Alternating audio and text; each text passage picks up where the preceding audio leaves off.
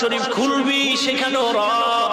আলহামদুলিল্লাহি রাব্বিল আলামিন।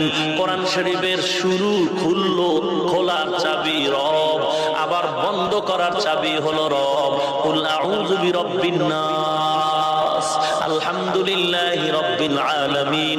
নামাজে দাঁড়াবি সেখানেও রবের জিকির, রব্বানা লাকাল হামদ। বান্দা রুকুর মধ্যে যাবি রবের স্মরণ কর, সুবহান রাব্বিয়াল আযীম। বান্দা যখন সিজদার মধ্যে যাবি রবের স্মরণ কর, সুবহান রাব্বিয়াল আ'লা।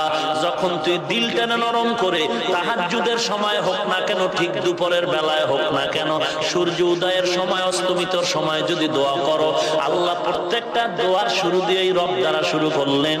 রব্বানা যালামনা আনফুসানা, রব্বানা আতিনা ফিদ দুনিয়া হাসানা, রব্বানা ওয়াজআলনা মুসলিমাইনি লাকা ওয়া মিন যুররিয়াতিনা, রব্বানা ফাগফির লানা যুনুবানা, রব্বানা ওয়া আতিনা মা ওয়া'আদতানা। রবের জিকির কর, কে তোর সেই রব? এবার রবের পরিচয় নাও। আল্লাযী খালাকাকুম ওয়াল্লাযীনা মিন ক্বাবলিকুম। কে তোমার রব? যিনি তোমাদের সৃষ্টি করেছেন, তোমাদের পূর্ববর্তীদেরও সৃষ্টি করেছেন। ভালো করে বুঝেন, তোমরা কারা, পূর্বে কারা? এক নাম্বার জবাব হলো তোমরা বলতে ইনসান, আর পূর্বে বলতে হলো জিন্নাত।